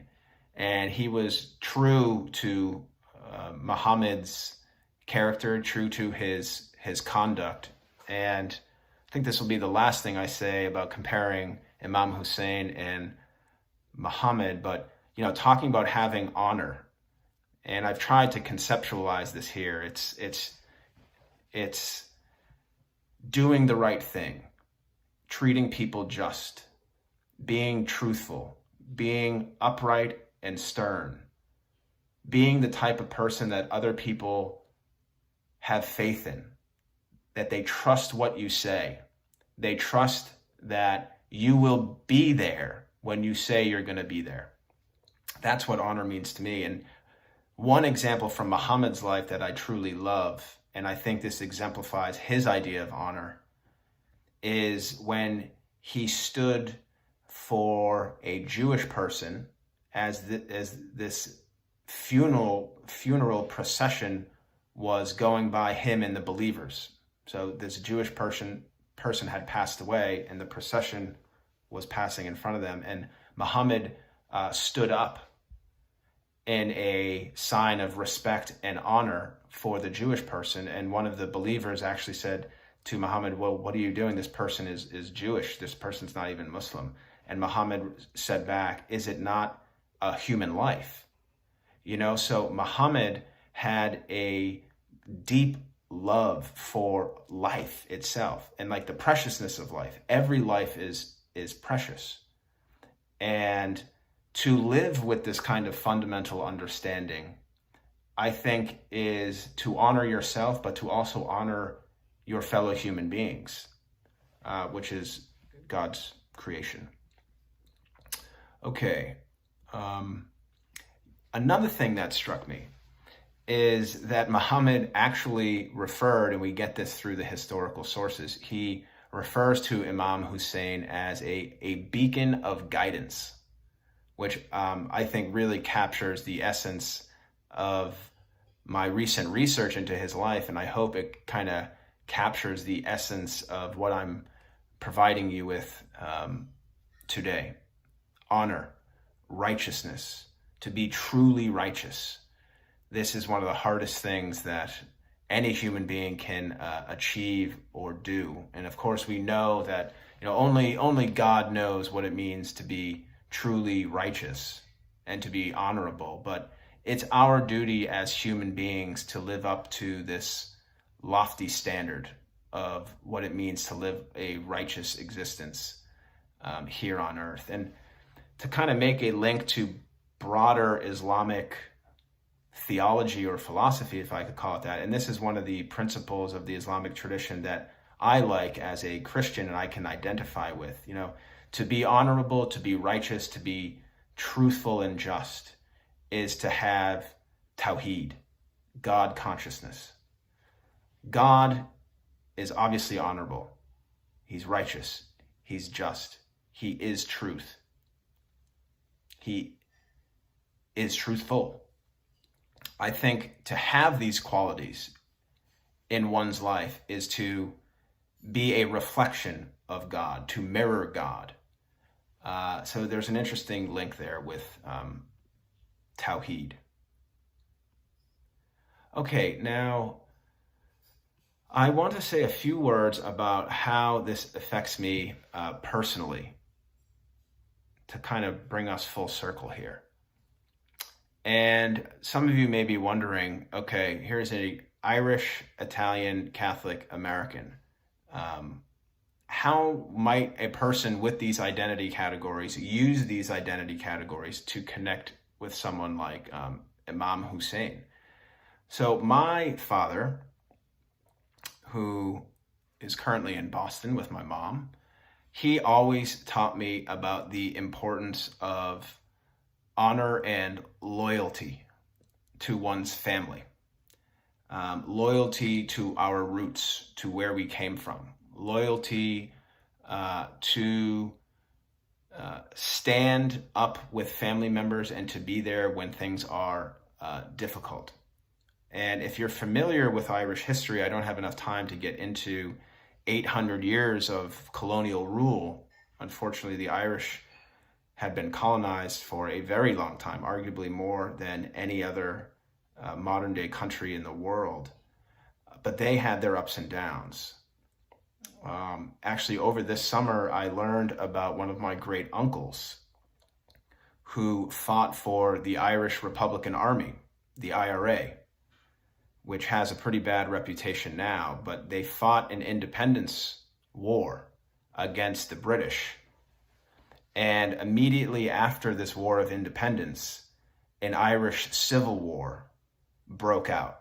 And my uncle Michael went from fighting for the IRA to fighting against the IRA, because members of the IRA had split up and formed their new army, which is where the Civil War actually kind of ignited. It was the separation of the army. And Michael actually switched sides. He didn't switch sides because he was a traitor to the IRA.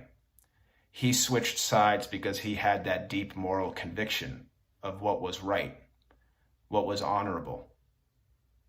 And he was willing to risk his life for it. And in fact, what ended up happening was the IRA actually killed him in battle. In terms of my Italian side, if we have any Italians here watching tonight in the audience, I think you'll know how enthusiastic the Italians can be about the importance of family ties, of loyalty, of being truthful to family members, being the type of parents to instill righteousness into your children so your children can be good members of society. And then finally, as a Christian, and I'll wrap up here, I see Imam Hussain as a person that had a similar kind of moral compass to that of Jesus. Jesus always, as we're told, did the right thing. He took unpopular positions and he put himself in danger to free society from its oppressions. He also faced insurmountable odds in his struggle, as Imam Hussain did. But as a Christian, I can say that I actually think Jesus triumphed. And I think Imam Hussain also triumphed, even though he passed on that day. Here we are, how many years later, having an entire conference, online conference in his memory. And if you will let me really quick, I'd like to end with a verse actually from the New Testament. And I found this verse in my research, and for some reason it got me thinking about a spirit of brotherhood, of sisterhood, of knowledge, of honor, of righteousness, and of understanding. Some of the big things that I focused on here today. So this verse is from Romans chapter 12, verse 9 through 13. And if you're not aware, Romans is the 6th book of the New Testament, and it was believed to be written by Paul, the apostle, who was an honorable man in his own right. So the verse reads as follows. Love must be sincere. Hate what is evil. Cling to what is good. Be devoted to one another in love. Honor one another above yourselves. Never be lacking in zeal, but keep your spiritual fervor serving the Lord. Be joyful in hope, patient in affliction, faithful in prayer.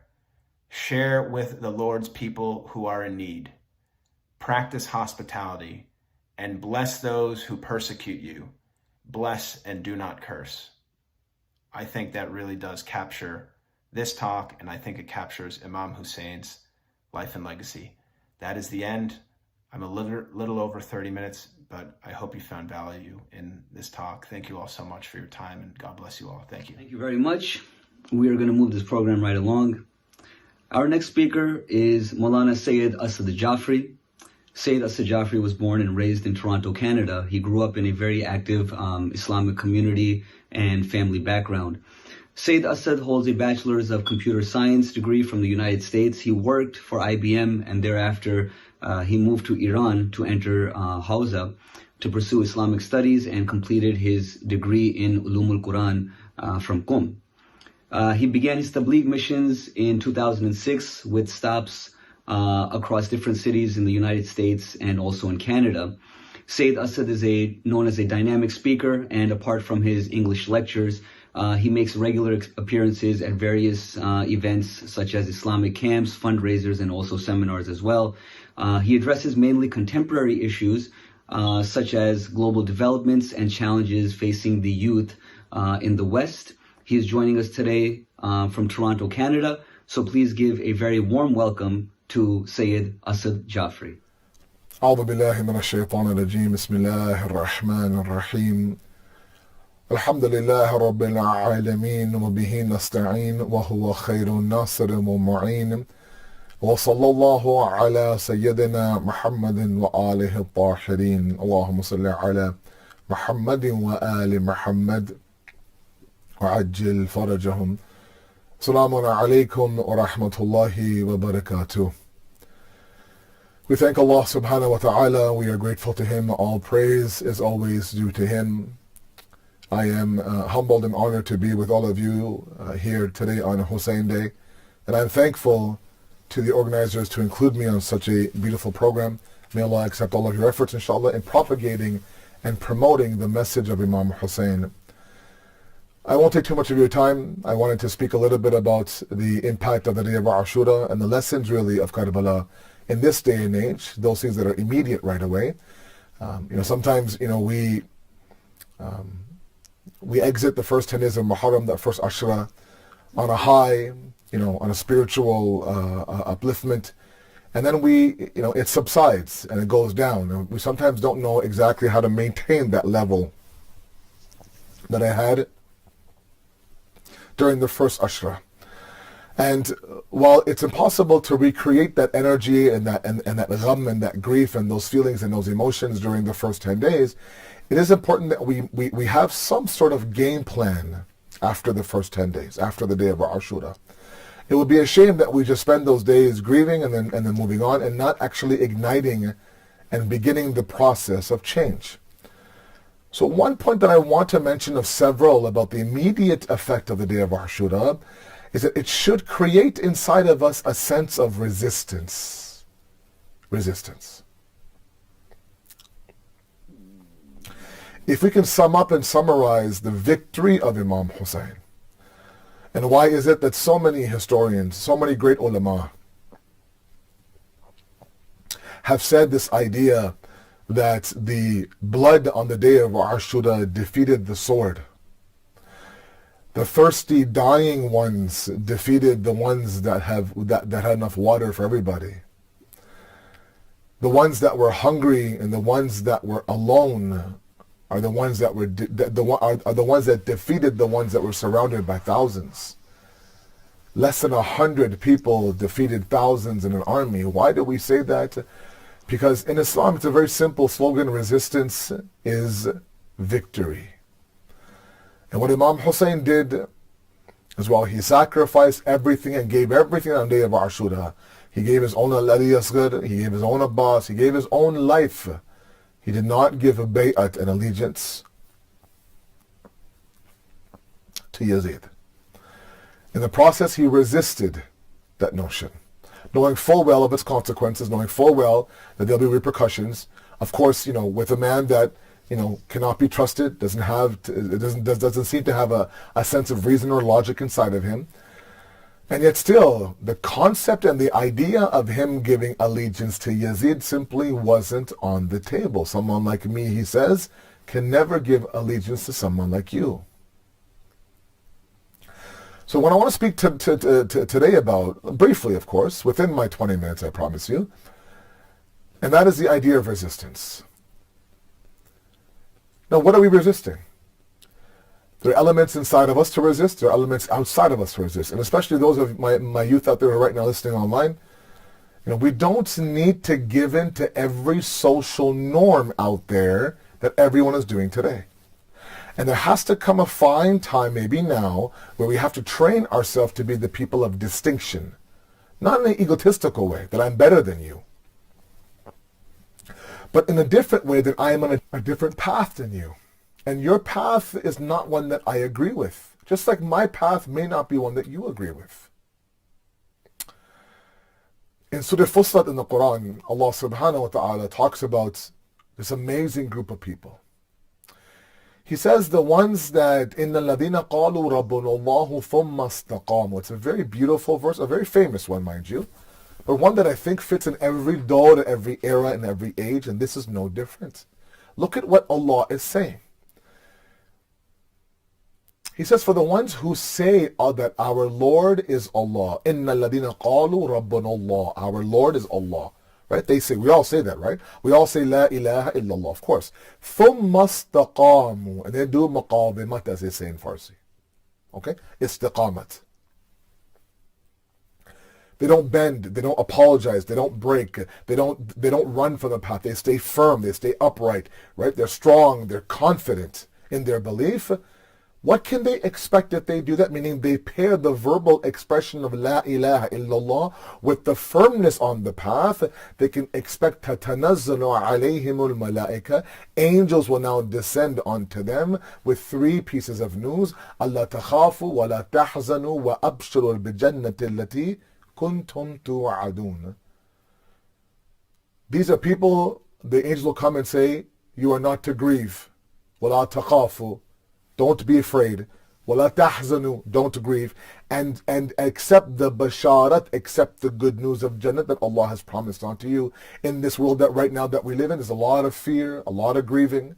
People are very scared what's going to happen, what's going to happen, what's going to happen. The individual now that stays on the path, saying La ilaha illallah at the same time, does istiqamat, does not apologize, doesn't bend, is a mountain now. The mountain stays while the wind howls, while the trees shake. Even sometimes the ground can shake, but the mountain won't move from where it is. And Hadith says that a mu'min kal jabal is just like a mountain. It's just like a mountain. They will not go anywhere.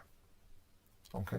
One of the things that Imam Hussain refused now adamantly to move from was this path, that I will never accept this man to be the Khalifa of Islam.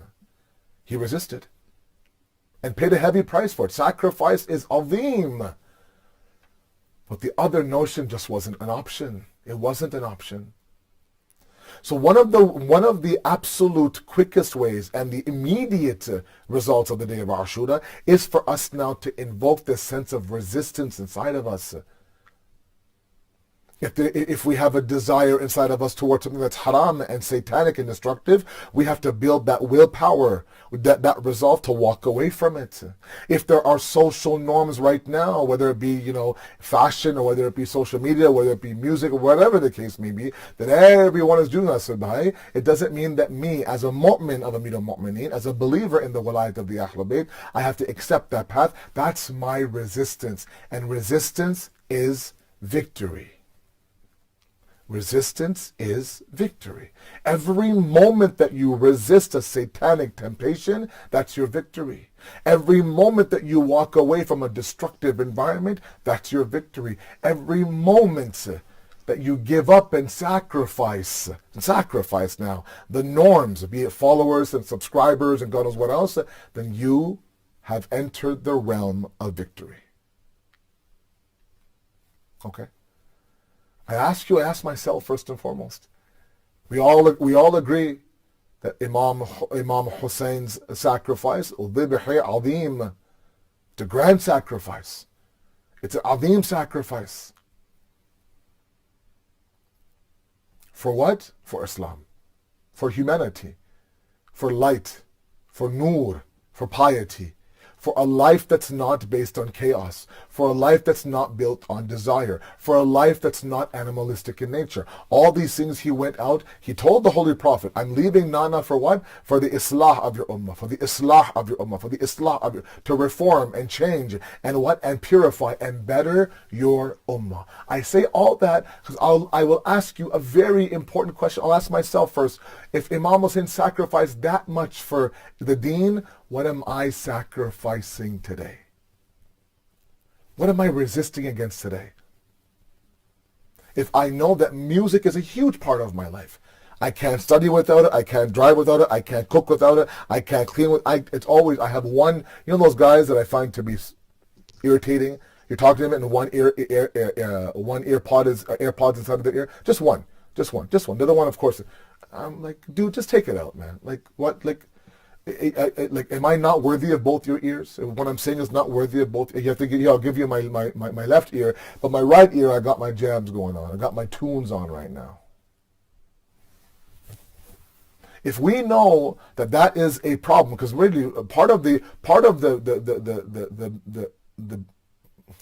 the blessings of Allah subhanahu wa ta'ala is that He helps us to identify what our deficiency is. Imam Ja'far as-Sadiq alayhi salatu wasalam, Allahumma salli ala Muhammad wa ala Muhammad, he says that one of the immediate results of Allah befriending somebody, listen to the words very carefully, one of the immediate results of Allah befriending somebody is that He makes them aware of their own deficiencies. Allah. What a beautiful deen this is. What a beautiful God He is. You'll think, oh my God, that's so mean. Why would He do that? Because He knows it's for your betterment. If you have a friend, a spouse, anyone who's close to you that comes and says, you know what, you really should be working on this, and their need, this comes from a good place. They're not, they're not shaming you. They're not, they're not gaslighting you. They're not doing all these things out there. What they're doing actually is they're helping you grow. They're helping you grow. And sometimes we need external help to help us grow. Okay? Now, when Allah allows us to understand my own deficiencies, that's a huge blessing. Once I know that, I know what to work on.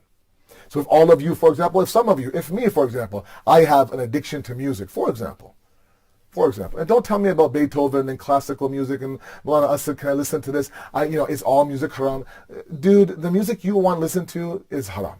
Let's put it that way. Okay? Let's put it that way. And by the way, since I'm here, how anybody ever wants to make today's hip-hop R&B music scene halal is an insult to the deen. It really is an insult to the deen. The disgusting, destructive nature of the music industry today. Okay? What they do for hits, what they do for likes, what they do for downloads, what they do, let's say, for subscribers, all of that, right? To simply strip yourself of any sort of dignity and shame, all of that in a public forum. And then for us now, as dignified Muslims, to take this disgusting industry and somehow now make it fit inside of a purified deen is an insult to that religion that Imam Hussain had his head cut for. The same deen Imam Hussain trampled his body for is the same deen that's muqaddas and pure, that has no room for this behudigi and this disgusting nature of this music industry.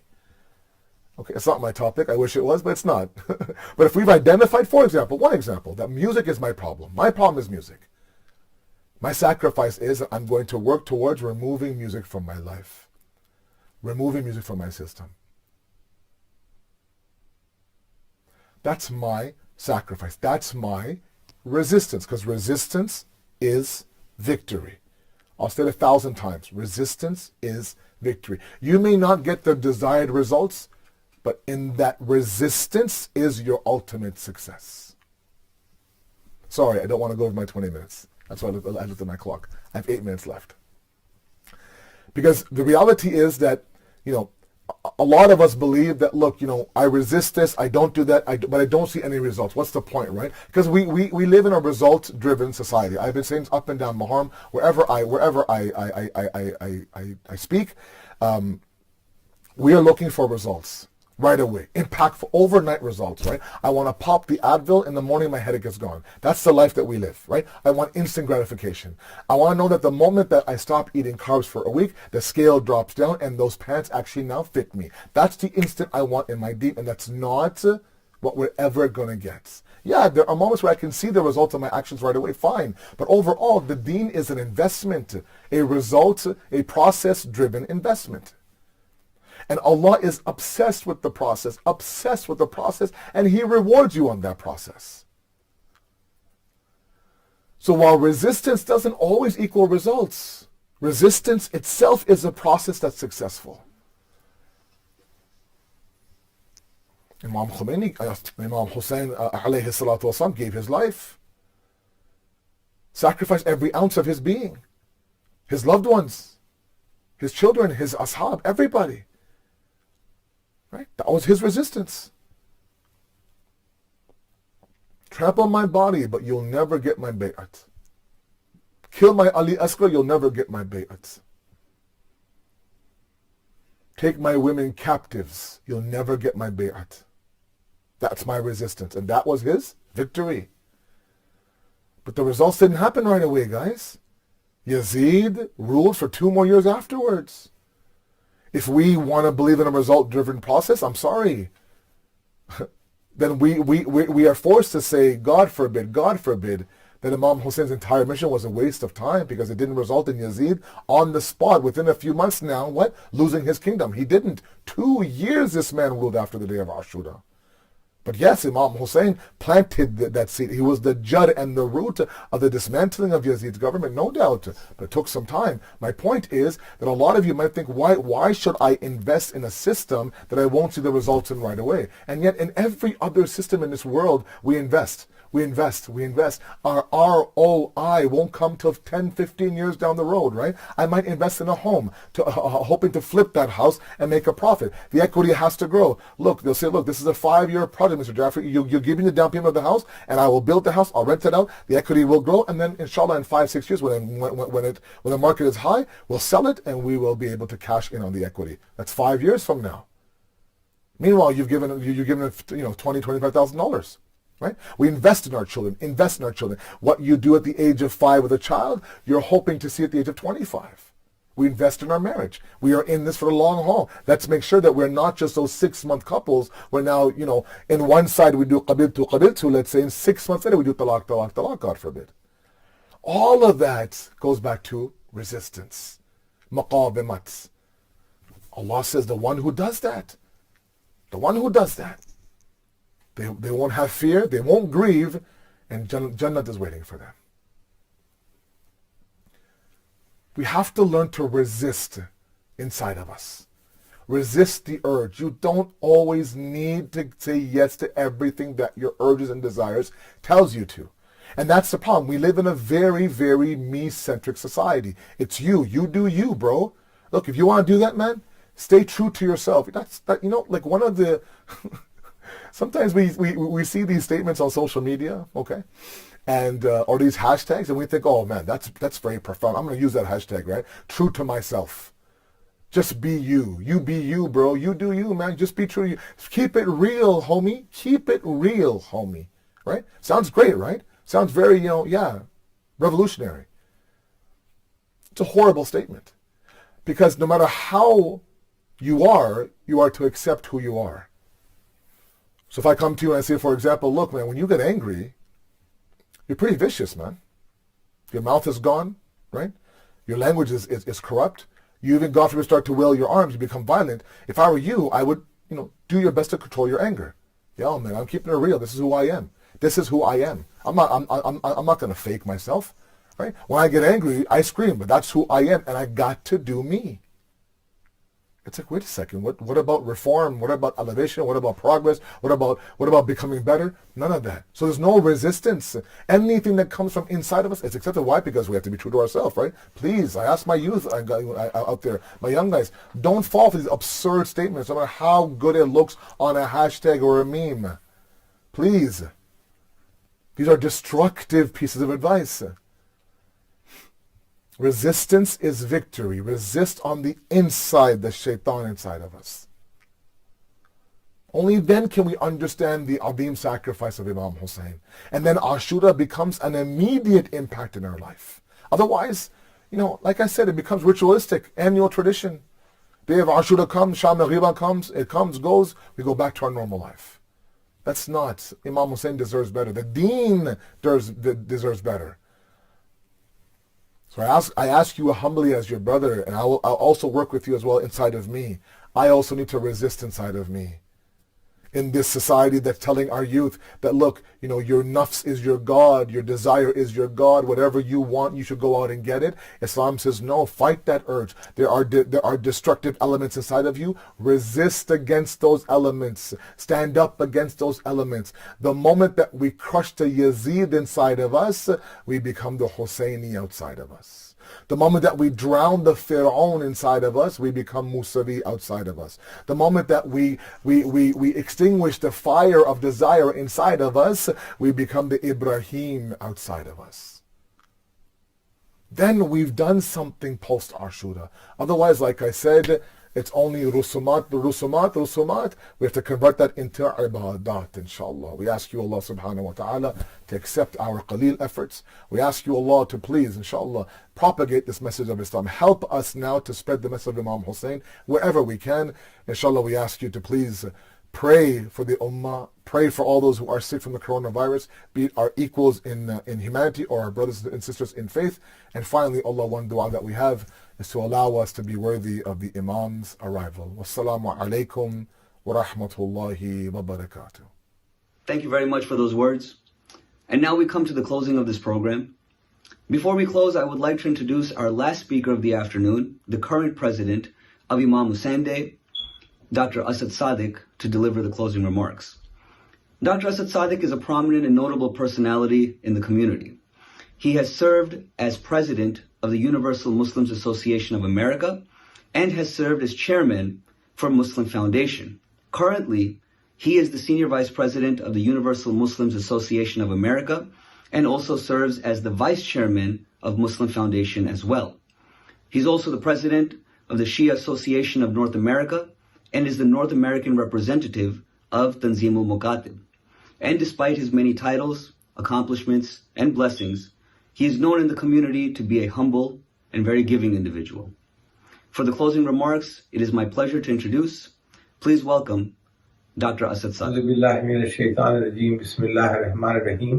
Assalamu alaikum, dear brothers and sisters, and my esteemed speakers and ulama. My name is Dr. Asad Sadiq, and I am the president of the Imam Hussain Day Celebrating Committee. I am here today to thank you all for your selfless efforts in helping us deliver the message of Imam Hussain to the entire world, to the entire community, and to the entire nation. Pandemic or no pandemic, the word of Imam Hussain will not stop. The message of Imam Hussain will not cease. For over past 4 decades, this event of Imam Hussain Day celebration has been going on non-stop. I thank all the volunteers who have strived selflessly for the past 3-4 weeks to make this event a success. My special thanks are due for Maulana Sayyid Rizwan Rizvi, Maulana Asad Jafri, Maulana Sheikh Nuru Muhammad, Dr. Kansidine, and Father Clohisi. These were the speakers of the event for this year, and they have done a wonderful job in delivering their topics in a very concise and effective way, in their eloquent manner. The message of Imam Hussain is very relevant and extremely important in today's environment when the I cannot breathe slogan is reverberating throughout the world.